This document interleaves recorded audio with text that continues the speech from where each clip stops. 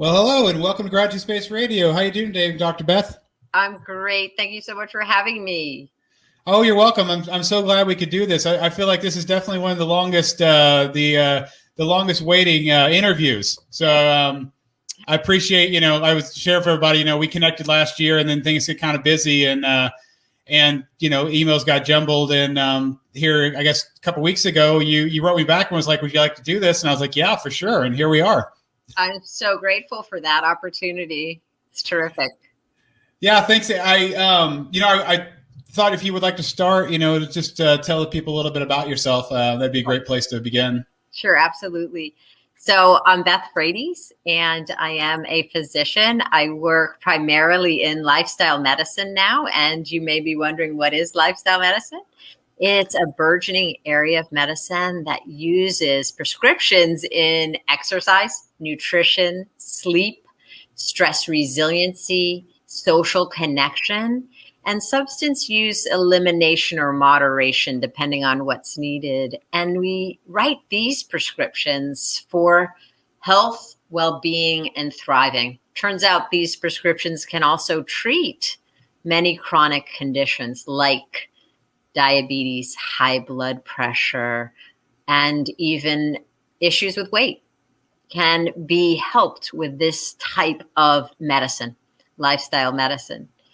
I myself got into this area and even medicine, actually becoming a physician, because my dad had a heart attack and stroke.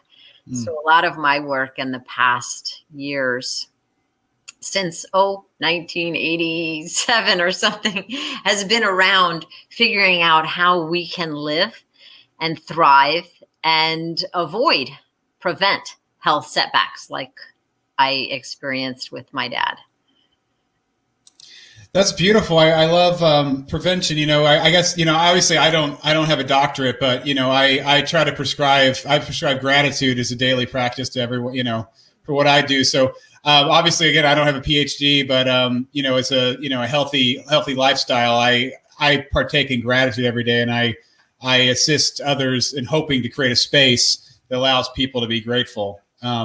So I completely feel you. I think the prevention, obviously, like you're saying, these things you can do besides taking medicine or going to a doctor, obviously have a huge effect on your well-being, how you're feeling. And obviously you've studied all this. You understand the full mechanics of it, where I'm just a very light, I'm a top surface type guy. I don't have the background, but I definitely agree that prevention and, for somebody that wants to, just kind of look at how do you, for example, if you're walking around and you're just seeing the negativity all around you and you're seeing the bad, you're only looking at the ugly, like what, that's where I go, well, what can you be grateful for? It's just a misdirection of thought, right? I'm trying to take somebody out of a negative space and put him in a positive space. And like you said, that could be, you do that in many different ways. There's different ways to do that. My tool obviously is gratitude, but, like I said, somebody taking a walk or going for exercise, or just, with your, actually, I know I'm just kind of I feel like I'm kind of going, I wanted to step back and just say real quick, before I moved on, I wanted to thank our friend Sean Anderson for connecting us. I like to step in and go, I like to express gratitude for the connect, I'm obviously grateful we're here connecting, but I like to step back and go, how did this happen? And share a little gratitude. So, I have doing two layers with me. I could go, my friend, my mentor, Bobby Kuntz. He just shared Sean Anderson with me. He was like, you should reach out to this guy. This guy would be a great person for you to interview. He definitely gets gratitude. And the next thing I know, I'm talking with Sean, and then he did a wonderful interview for my website. And then I just, he's just such a friendly guy. I think it was weeks later, I think I wrote and I just said, do you know any people that might be interested in, being interviewed? And he is like, sure. How many would you like me to, basically it's like, yes, how many would you like to start with? And he started listing some people, and I said, well, that sounds, give a group of 4 people. And you were one of the people that was in that group. So that's how, and he said some wonderfully beautiful words about you that I was trying to share with you last time we talked. You're like, no, I don't want to blush over it.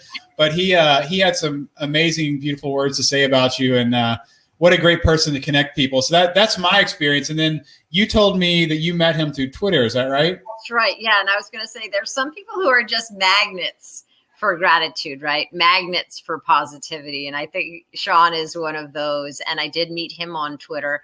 Interestingly, I used to avoid social media for a long time. I wasn't on Facebook, Twitter, Instagram, or anything. And then it was really April of 2017 where my department at Harvard in Spaulding Rehab Hospital, where the Department of Physical Medicine and Rehabilitation at Harvard Medical School, they encouraged us to get on Twitter, actually, and to share our work, our views, our research with the public, and also create collaborations with colleagues throughout the country and even globally.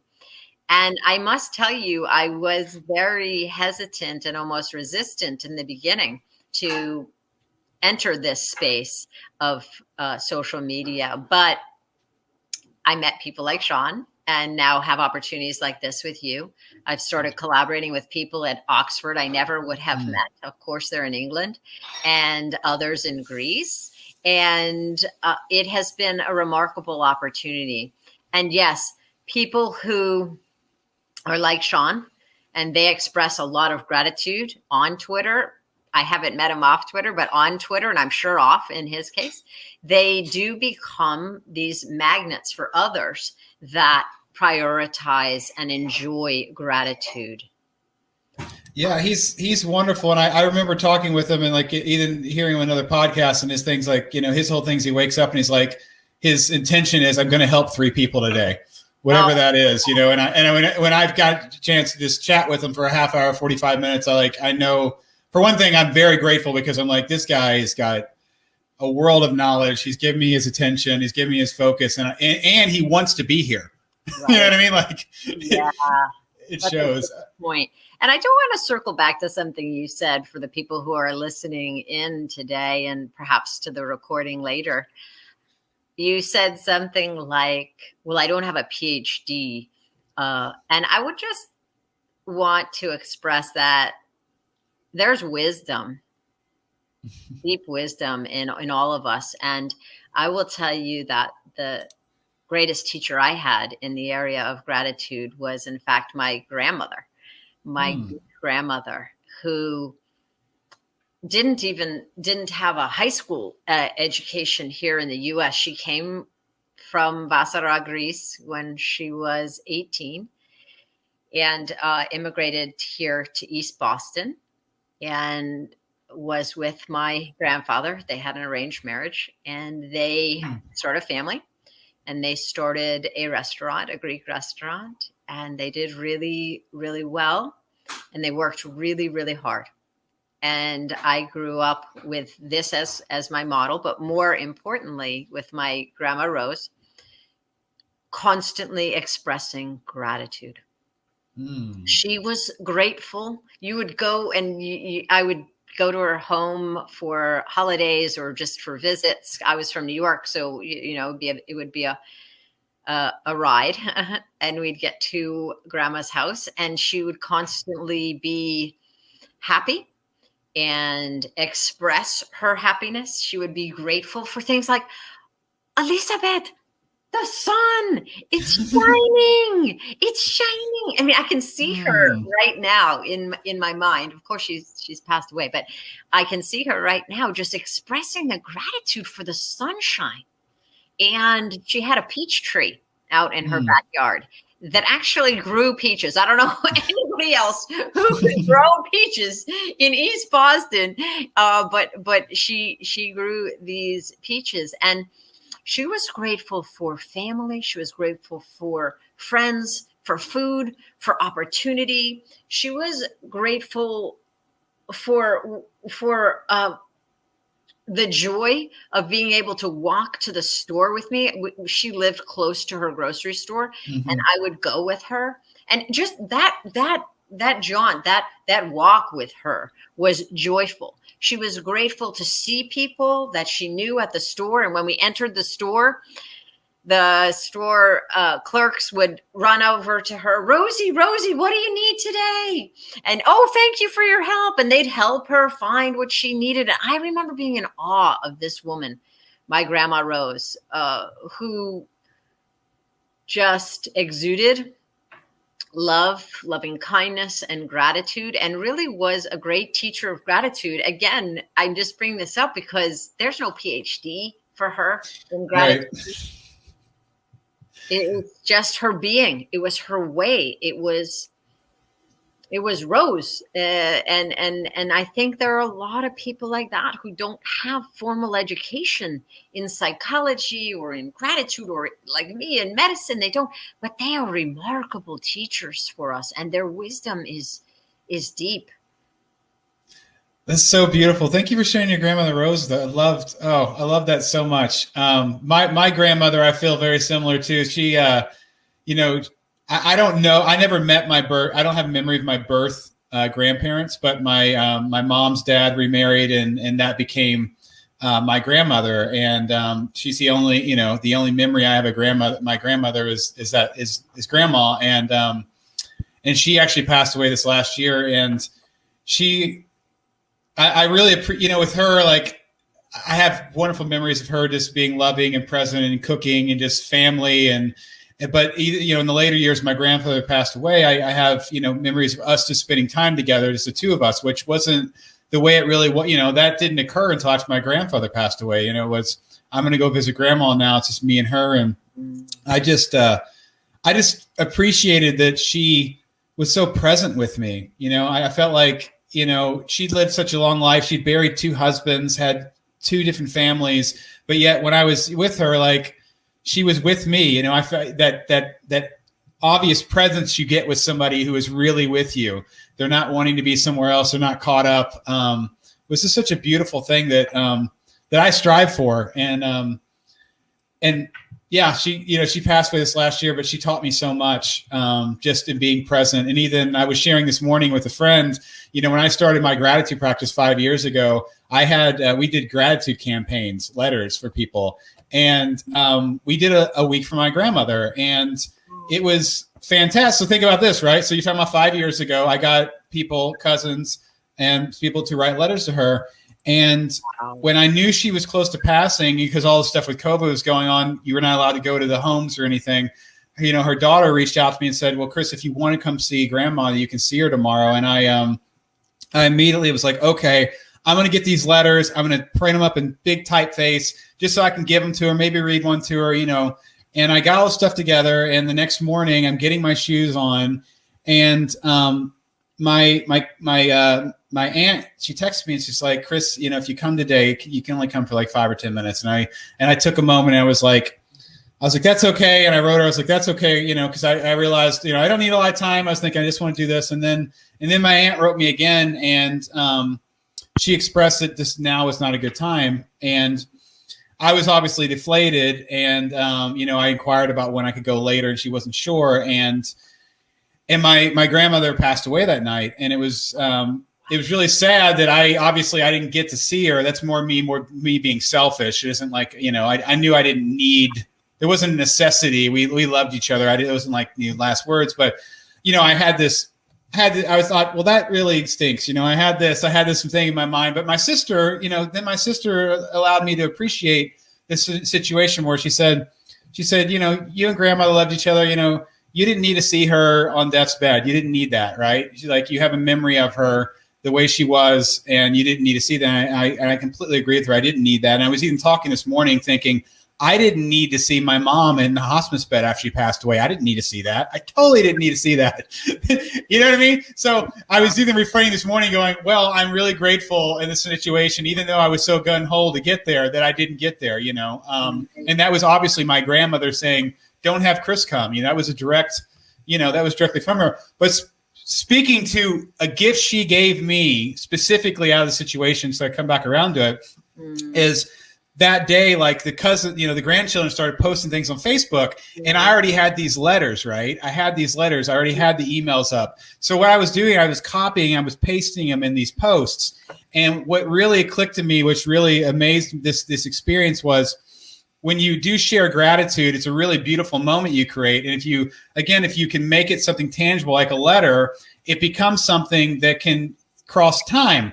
But so in this situation, I know this is exactly what happened. I know it is. One of the grandchildren, they maybe have a memory of writing this, maybe, right? They don't remember what they wrote, but as soon as they read it, it was a whole new memory, a whole new effect, a whole new moment to be grateful, right? Like, and that's the power, and that's what made me go, the power of, like, when you create these, I call it gratitude art, are these gratitude moments that can be shared, from anybody to anybody, like it has the potential to come back at you, create a whole new memory, and allow that love to come back up, and again, me reading those letters, and I know putting those letters down, it's powerful. That's, to me, that's my own little doc. My practice is, if I can bring around these things that, how can I in my life incorporate gratitude back in that I've already expressed, or things that, in the daily practice. So, she taught me that. I think it's a powerful thing. And I'm always working back in my mind is, I want to create the moment, right? I want to insist to create the moment, but I want the moment to land. And then now I'm in the back of my head, like, I want the moment to live forever. I want to assist in that process, right? So, that's beautiful. I want the moment to live forever.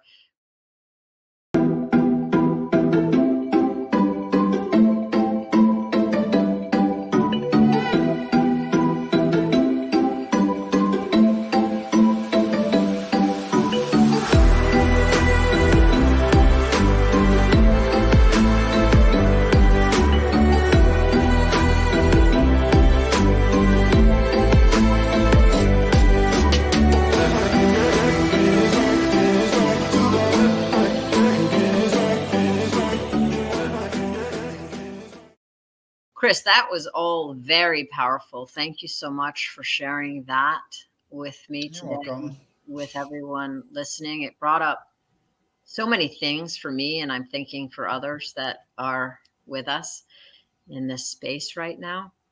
May I share a couple of things that brought up for me, right? Please. When you were speaking. One is an academic piece, which is that research is showing us that writing, the act of writing your gratitude. So, dear mom or Mrs. Smith, or to whomever you're writing, dear, I am so grateful for you and for what you have done and for your love. And while you're writing this, you actually get a great deal of benefit. Some suggest that this may be increasing our serotonin levels. This may be increasing our dopamine levels, which are all feel-good neurotransmitters in the brain. And just that act of writing does that. Now, you may know the quote, feeling gratitude and not expressing it is like having a gift and not unwrapping it. Right. Well, what's interesting is that simply writing that out for yourself is a gift to yourself, the writing of it. Now, there's that other piece of it, which is the handing it to somebody else. And then that person getting to experience the joy of the other person's expression of gratitude. There's that piece of it, which is lovely when you do have that opportunity to share with another your own emotions around appreciation for what that person is to you, has done for you, means to you. That's a beautiful thing. But let us not forget that the act of writing itself, the act of expressing that gratitude has many, many benefits. If we end up sharing it and we have the opportunity to share it live or not. The second thing I want to bring up is not academic, it's personal. And I guess I started with my great grandma Rose sharing her being, which was such a grateful being, and me, even as a small child, wanting to emulate that and be like Grandma Rose. Sometimes it takes a setback for us to really put things in focus and to start being or becoming that which we strive to be. So for me, that was my dad's heart attack and stroke, which I already mentioned to you. I put the world in a whole different perspective because none of us in my family up until that time had any health setback. So that experience of seeing Dad, who was the pillar of strength, one day, and then in the hospital with IVs and nasal prongs and a lot of different tubes in my mind. I wasn't a physician. I was 18 years old, and I just know he couldn't move one side of his body, and that included his face, his arm, his leg. Couldn't speak, couldn't smile. And tubes, in my mind, tubes everywhere, machines hooked up, beeping, going on.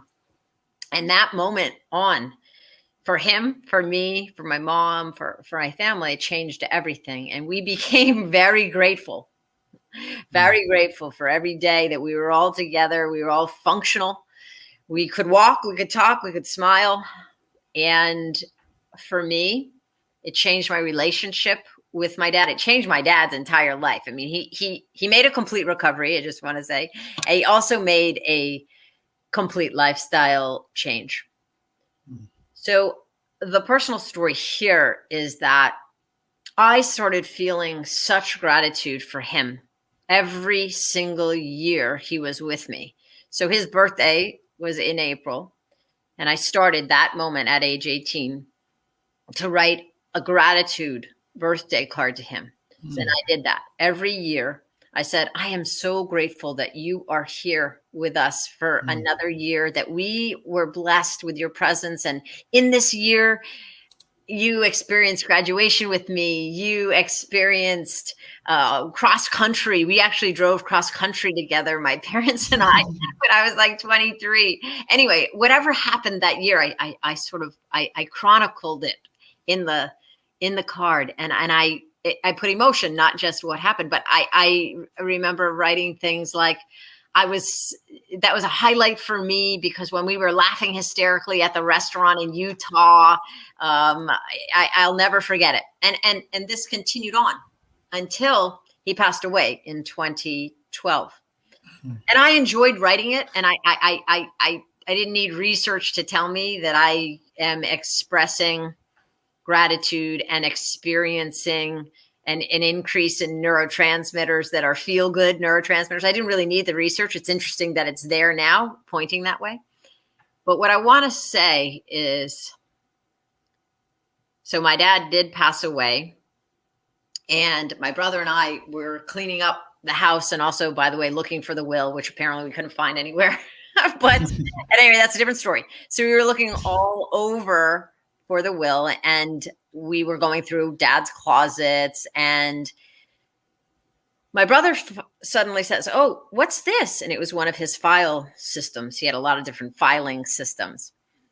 And he said, wait, what is this? And then he said, these are all cards. These are cards. Wait, they're from you. And then I said, wait, let me see that. And I looked at his file cabinet, his file system. And he had every card since 1980, I think it was 7 to 2012, lined up in order. In fact, he had the last one from 2012 in there at the top. And I had just written it in April, and it was at that time, September. Now, when Dad got these cards from me, he was always grateful. Thank you so much. Oh, I love this. Thank you. Thank you, Beth. And a big hug. And I never knew he was keeping them and filing them away. And when I learned that, it was just a whole other kind of connection that I had with him, and with gratitude, realizing that we don't always know the power of the card, the words, maybe when they're reviewed and reread, and what kind of impact they may have on the person who's receiving them. Wow, that was so beautiful. Thank you for sharing that. Wow. Came from your beautiful story. Oh, Oh, wow. When you were talking there, the thing that I've learned, because I have my situation with my mom is I wrote a letter to her on my birthday 4 months before she passed away. So we're on different spectrums of this writing our parents. But what I've learned, and you just spoke volumes to it, is, gratitude stacks. It's stacking all the time. Just from my story example, my example is like, if I sit down, I wrote a letter, right? That was one stack. And then my mom read the letter. That was another stack. And then we were together, and that was a separate stack. And then my dad read the letter because I put it on Facebook, and my sister read the letter, and people read the letter. These are all stacks, stacks. Technically this moment is a stack of that letter. It's still stacking. The only reason that, straight up, I wouldn't had started my website. My mom, if I hadn't written that letter, I never would have started the website, which led me to here, to the Doors, to the Ear, and to Sean Anderson, to here we are, it literally is stacking in this moment. And I love, when you're talking about your dad, what I love so much is like, you did from 18 on, you were writing these letters, and each one was stacking on top of the other one because it was something you were doing. And then he passes away, and you find all these, and you have a whole new memory of these. He passed away, but now it just stacked again, and now you're sharing it too. So I can't even imagine you giving him these letters, you not knowing he has them, and then there they are, like you found buried treasure where you weren't even looking for. Like, what that's magical. The finding that he not only that he kept them, but there they are, and you can read them, right? Like, wow, so beautiful. It really is. It was a remarkable experience. And I will say, just going from the other side now, when I teach or I work with individuals on behavior change and lifestyle medicine, and somebody writes me a thank you note, I collect those. I feel like my dad. I started collecting before I found out that my dad was also a collector of these things. So I collect them in a box I have right on my desk, and I do look at them again. And of course, many students now are emailing. So I also have emails that I actually like to print out, because I'm back in that I'm still paper person. I know that it's not the best for the environment and for trees, but I will look at those letters, and I will feel so much warmth just from reading them over again. And they're inspirational. They help me to move on and move forward again and again each year with a new class. So receiving, that's one thing, is I gave, right, to my right. But receiving these letters from students or clients, it's really so powerful. So I think hopefully people get both experiences, where you're able to express it in a letter, right, your own gratitude, and also you're able to receive it in a way. And in this, of course, could be verbal. This could be over the phone. There were so many ways to express gratitude. I think the written word, verbal word, that's all powerful. I mean, some people even write poems for others, or songs for others, and these can be just life-changing, because you say, oh, that person sees me in this light and appreciates these strengths that I have, and it helps you move forward.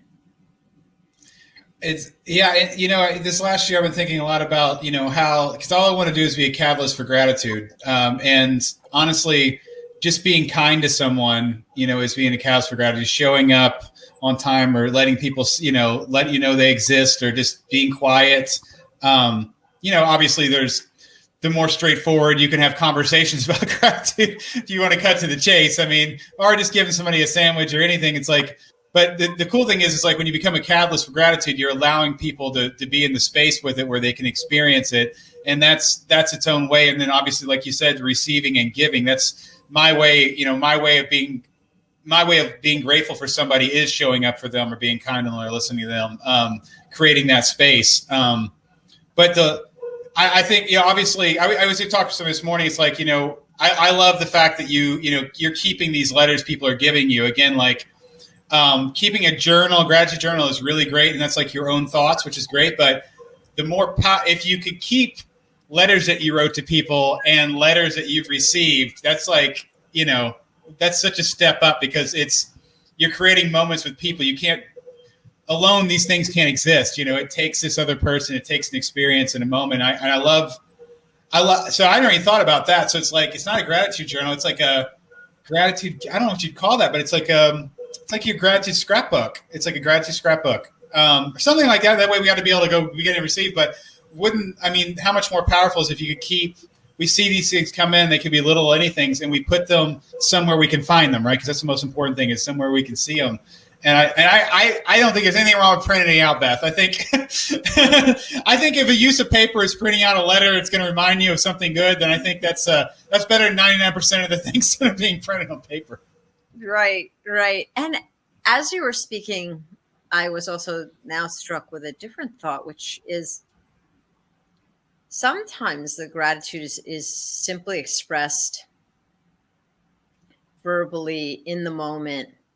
And taking these opportunities to do that can also be so, so powerful and memorable. So I was thinking about a time when I was teaching at the medical school, and I can see this now. I can see this whole image happening like it was yesterday. It was many, many years ago. It must have been now at least 15 years ago now, what I'm going to share with you. But this expression of gratitude that I received, I can feel it even today. And it wasn't written down.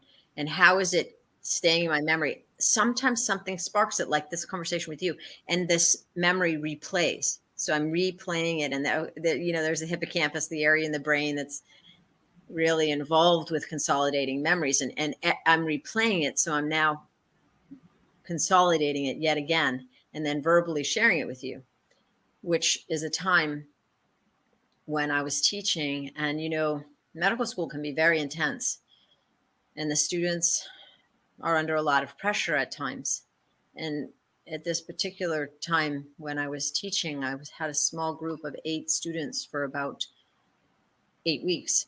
And we were going over cases, and I got to know them fairly well. And this one student was changing. I'm not a psychiatrist. But her behavior was changing. It was our last class. Everybody was stressed. The exam was coming up. She was leaving, coming back in the middle of the class. Looks to me teary, but not actually crying. But if you look closely, you think that maybe she was tearing and maybe she's a little red, but you don't want to look too much. You don't want to call attention because she's obviously trying to manage something, and we're in the middle of class. And something struck me that class, I guess, because of what was going on. And I just said to her, call her Michelle. That's not her name. But anyway, call her Michelle. Michelle, do you mind staying a little bit after? Do you have time? And she said yes. And we dug into what was going on. And she was very sad. Actually considering taking her own life. And we got to that point in our conversation and got her help immediately, brought her to the health services. Now that is a tough part of the story. The good part of the story is that she took time off. She got help. She figured things out. And I teach a lot of different students. I did lose track of her. I knew that she went and got help and was grateful about that. I would think about her occasionally. And then a year or two later, I was going in to teach the same course, new students.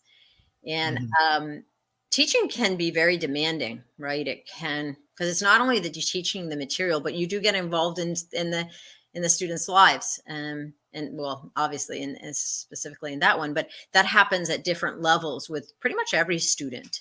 So I was tired, and I had kids, and I was writing a book, and I was saying, what am I doing with this teaching again for 8 weeks, coming in and doing this teaching again? And I was walking up the stairs feeling really like I don't know if I can do this, Mm. much longer. I've got a lot of other things that I'm doing, and I just don't know that I can spend this time with these students and do this teaching much. This might be, my last go of this. And I remember I'm walking up the stairs, and then I'm showing my ID, because you need your ID to get in. I'm showing my ID, and suddenly this person comes from behind. Dr. Frates, like, literally lifts me up. She was bigger. I'm not that Mhm. big. Like, lifts me up, gives me this huge bear hug, and says, thank you so much. That conversation we had at the end of that class, I got help. I'm all better. I figured things out. I cannot thank you enough for keeping me after class, listening to my story, and leading me to help. And how we bumped into each other. It's a big school. How Right. we bumped into each other that day at that time, when I was just thinking to myself, can I do this? Right. Right. And that expression of gratitude was something to me that I will never ever forget. I will never forget that moment. Never forget that hug. I will never forget that day, that time in my life. And so I'm grateful that this particular student thrived and got better, and also took that opportunity to just throw out her gratitude in every form she was comfortable doing. Mm. So even though we don't have that written down anywhere, that's not Oh. that's not a card, right? But it's definitely got a place in my heart. It's got a place in Right. my hippocampus, in my brain. And I just don't think I'll ever forget it. Mm. With over 50 different perspectives and stories on gratitude, this book captures what most books don't. The secret sauce is in the number of voices and stories where you'll be sure to find a personal connection to so many as I did. A really excellent book, David Freeman. Found exclusively on Amazon.com. Thank you for sharing that. That was beautiful. That's so beautiful. I love how it's just, I was, to say you were being a catalyst for gratitude. You were being present, and you noticed this person because you were being present and you weren't everywhere else in your mind as we can be. You just noticed something was off because you're who you are. And then you gave the attention, you gave this woman attention, focus. And wow, that's, and then there she is showing up at this time you're feeling down, this magnet to feel like right at that moment where you're like, what am I doing here? And like, oh, this is why I'm here. I'll give you a reminder right now. I mean, yeah, you can't explain how those things happen. I do want to circle back to that really important point you made, which is about being present. When we're present, we can let our inner wisdom and true beauty out, and we can share it with the world. But it's really hard to do when you're not fully there and fully present. And I think this mindfulness training really goes so well with gratitude. I've taken different mindfulness trainings, now over the years: mindfulness-based stress reduction, Herb Benson's relaxation response, meditation, a lot of different ways to be present and in the moment. And I think that in itself is a gift, to learn how to put everything away and just be where you are in that moment, and be open to whatever that moment is going to bring you. Yeah, it's I'm going to have on the podcast later this month, Hector Garcia, who wrote a book called Itchy Go Itchy. And it's basically, it's about the Japanese tea ceremony. And they say that in that phrase before they start, just to remind themselves that this is special. This will never happen again. And it's that idea of, it's a custom they have to bring themselves to the present moment. And the book is spectacular. So I'm so excited to have him on, but I just love, it's that idea, like what intentionally can we do so that we can be here? It's like, what can you do to be here? My mindset's like, okay, the future hasn't happened. It's an idea, right? When it occurs, it's not the future. I don't want to be bogged down by the past. This is where the magic is. So if you can we can just make a statement that allows the other person to know this is special, and I do know every moment technically will never happen again. And that's why it's unique, right? That's why it's special. So any more reminders to bring us to the present moment. That's why I really love these conversations like I'm having with you, because, if we were at a coffee shop talking, there would be 1,000,001 things going on. It would never be this focused. You know what I mean? Like we can actually really I feel like this allows two people to really be present. Right. They're showing up, so, I'm completely with you. And, I was thinking, just spring off your story about your student, remind me of another gratitude story. When I started building my first website after I had this, my question was, how can I initiate people to have this experience? I started going to Starbucks, like how there's like 20 Starbucks. I chose one of them, and I started going there every 6 a.m. every morning, working on my website, talking to people about my experience, sharing my story with my mother. That was actually my first gratitude practice, was building this website and thinking, and how can I initiate people? Wow. And a lot of magic occurred out of that. There's a lot I could dig into, people I met and where that went. But what I'm going to say in this moment was, again, so I chose a Starbucks that was like 20 miles from where I was living. So I didn't choose you know what I mean? I made a choice, this one I went to. So I'm just saying this specific one. And one morning, I'm sitting there because I sat at the big table, at 6 a.m, so people would come and go. And there's a guy sitting at the table, and I don't know who he is. And I said hi to him, and, we started chatting, and, I think I must have asked him what he did. And he said that he was a cancer doctor. And I believe I pivoted to, I can't remember exactly who asked the next question, but I came to the realization that this was my mom's cancer doctor. This was Dr. Williams. It'd been almost a year later, and I was sitting. Yeah, it was almost a year later. It was probably like 9 months later after she passed away. And I didn't know it was him when I sat down, but then, like I said, again, there he was. And it was just, he's like, oh, I knew who you were. I didn't want to say anything because I didn't know. And, we had this beautiful conversation, and so from that, so a couple of cool things here. One of the, and I wrote about this in my book, but one of the most amazing, when my mom was in their last couple of weeks or last month of her life, I said, obviously there were bad experiences, but there were really good experiences. And one of the best experiences and memories I have of this traumatic moments was the day that they were going to tell my mom that medically they couldn't do anything more. Dr. Williams sat down with us there in the hospital room with me and my dad, my sister, and my brother-in-law. And this is what he said. He said, he looked at my mom, and after he said they just medically can't do anything, his whole thing was he wasn't God, so he would never give anybody a timetable, which I thought was beautiful. But he said this, he said, you're not dead yet. He said, to quote Monty Python, she doesn't know Monty Python, you're not dead yet, and we don't mourn the living. And it was so beautiful. It was and it came from, he was perfect because he cared about her. It was such a perfect thing to say, just to go, be here now. Don't mourn this person. It was so much said in so few words. It was like, we'll have he didn't have to say, we'll have all the time in the world or mourn her later. You know what I mean? But that's what it meant. It's like, don't sit here and act like she's dead. We don't mourn the living. This is you're alive. We don't know what's going to happen. And that was such a beautiful, beautiful moment in such a freaking ugly mess of moments, right? But it was such a beautiful moment. And one last thing I want to share about him.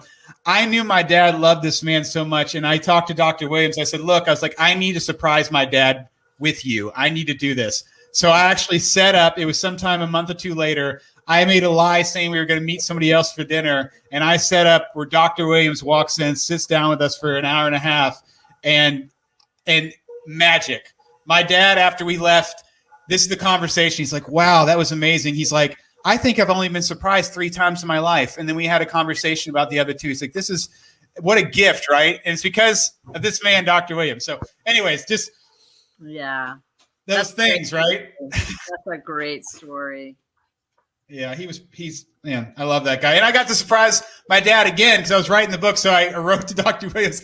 Dr. Williams did a short video for my dad's birthday, October 27th. And when I saw the video I had that day, I wrote him back and said, we're giving him an Apple TV and we have these other things, but you know what he's going to remember? He's going to remember this video you just showed for him. So talk about, anyways, this love, total love. Yeah, I love that. And I mean, I think when you talk about gratitude, you're talking about love, right? I mean, that's a lot of the conversation and a lot of, for sure. Right? It comes from the heart. It comes from love. And I think actually a big piece of this might be when you love yourself and you learn to love yourself, you're actually far more open to expressing gratitude and receiving gratitude. I think it's hard for people that aren't in the space of loving themselves to be open to this. Then again, gratitude can perhaps open the door for people to begin the journey of self-love and appreciation, right? First, gratitude for self, right? For where you've come from, the obstacles you've gotten beyond, and your own strengths. Each of us has unique strengths.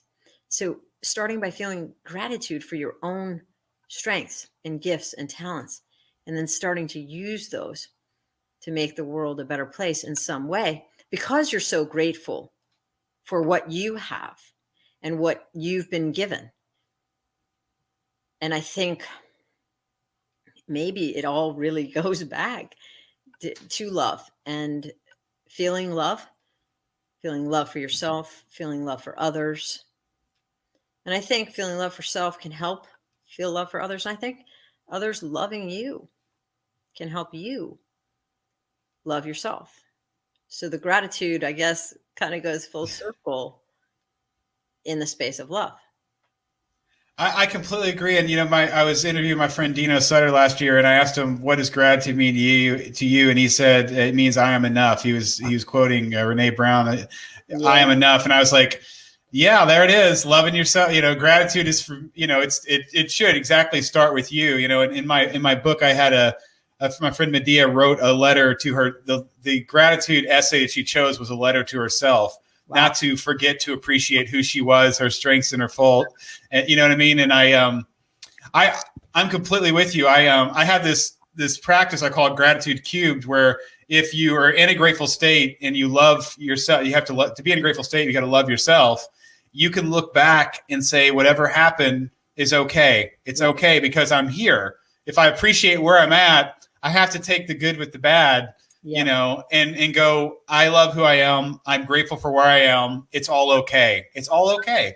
Mm-hmm. Which can be a tough thing to say, you know, sometimes, but when you get into a grateful state, it all kind of, I don't know, it's almost like putting on prescription glasses. Everything kind of comes clear and you're like, it's okay. I can see all, you know, obviously this was a dip, but I can see that this dip, you know, like we're saying with the letter of gratitude, or, you know, these dips, they lead you to where you are and who you are. You become who you are through these traumatic moments, you know. Right. And that almost leads us full circle to like my dad. And when I said, oh, you need this health setback to really kind of sometimes get you in the moment and get you to really appreciate what life has given you. So that was making me think about when you just shared. I was thinking about, okay, so what can people do now who are listening? Mm-hmm. I mean, they're on your podcast, so they've probably been practicing gratitude for a while, but I'll share with you some of the things that I work with people who are new to gratitude journals and expressing gratitude. Often I ask them to think about the thing that they cherish most in this world right now. So they say, oh, I don't know, I'm not really grateful for anything. So that if you change it a little and you say, well, what do you cherish most in this world?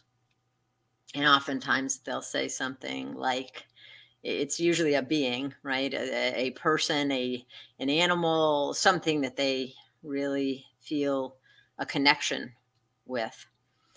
And then you can say, what is it about that being that person that you admire or cherish so much? And then they can share that with you. And then you can say, so when you think about gratitude and you think about this person and you're cherishing them, let's reframe it now. And if we say, so what are you grateful for? Then they can often express it in this terminology of gratitude.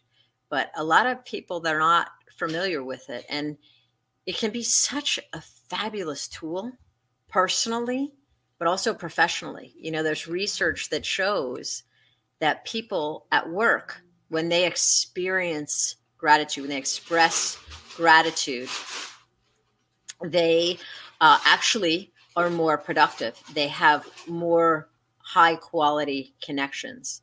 So learning how to do this for ourselves and then sharing it with colleagues is so important.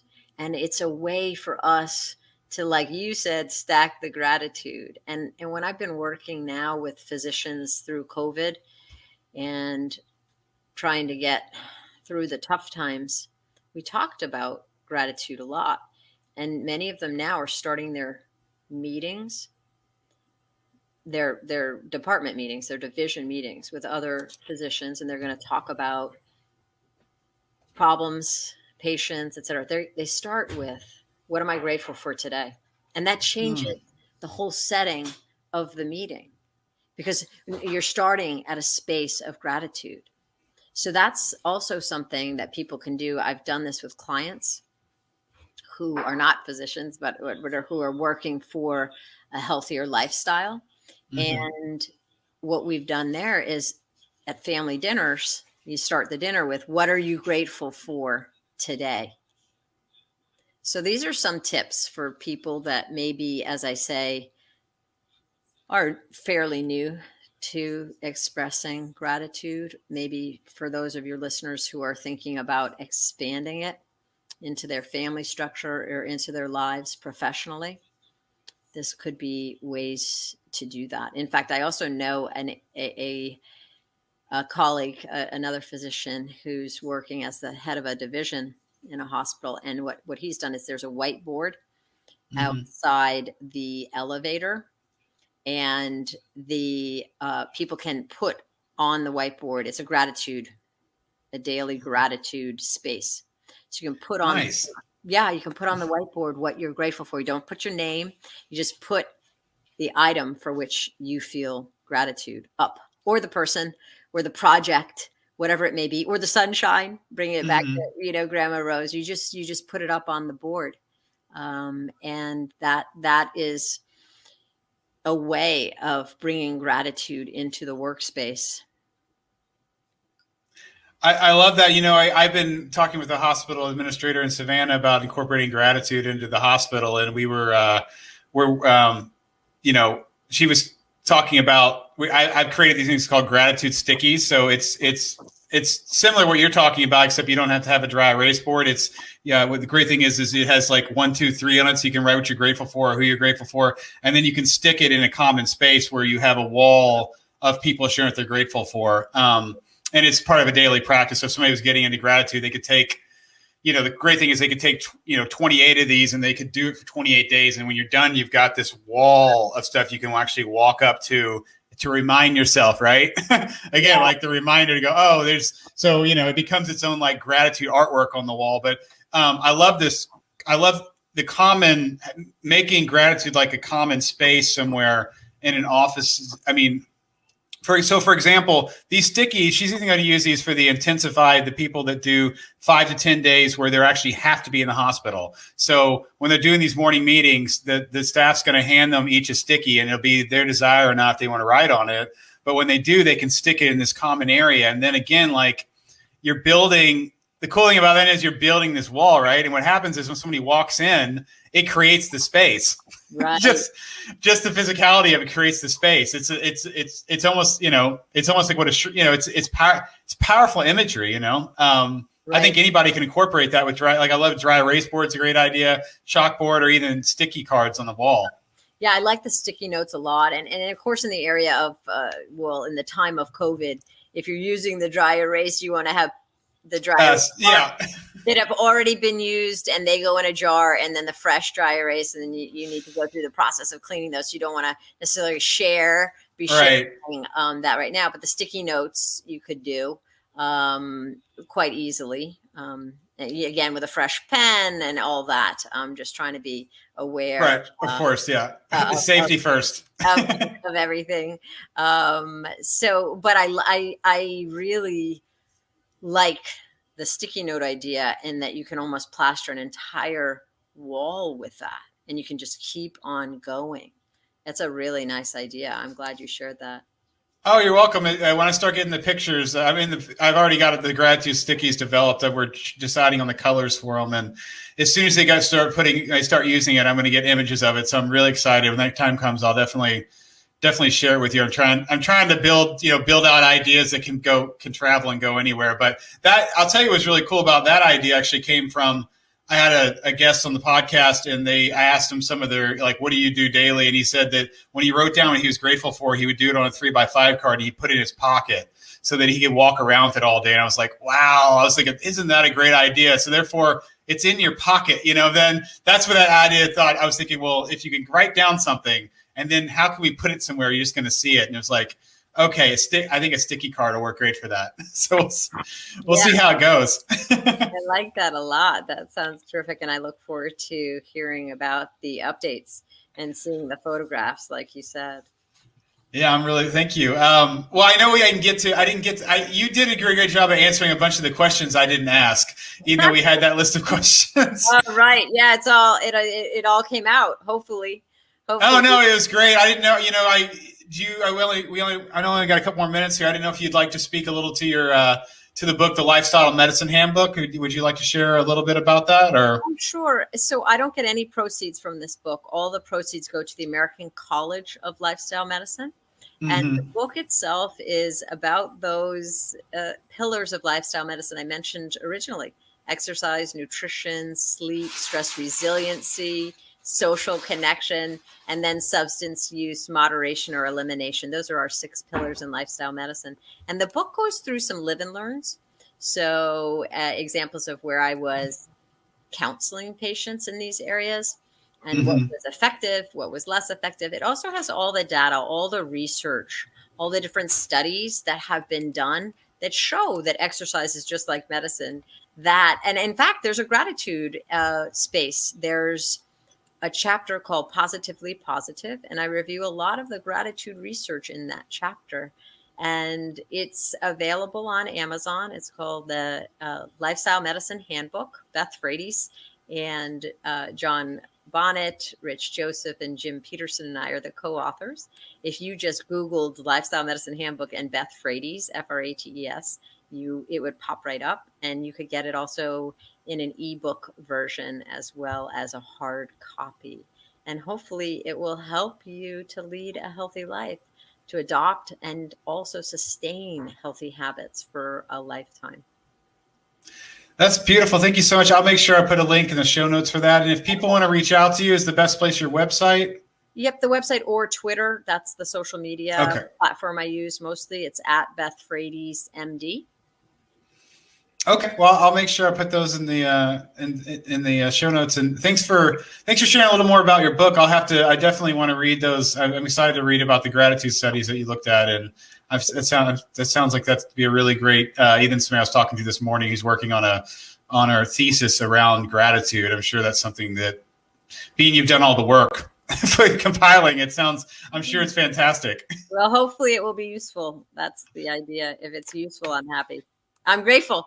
All right. Well, you're sharing good stuff. So, I mean, as somebody's, I'm sure it's useful. I mean, you're explaining, I don't know exactly what you went through, but if people have done studies, I think that some people need to look at the scientific stuff, to bend their mind around, oh, okay, this is something I can look into. So I think it's a powerful tool. So I'm sure it's beneficial. Don't want to play it down. Well, yeah. So actually, if you do happen to get it and you have feedback, I'd love to receive the feedback. And thank you very, very much, Chris, for having me on your show today. And I hope that people who are listening are able to take away some new nuggets around gratitude. Oh, thank you, Dr. Beth. I had a wonderful time. Thank you for your time, and you have a wonderful day. Thank you. You too. Thank you. So I'm Chris with Dr. Beth, just stay grateful.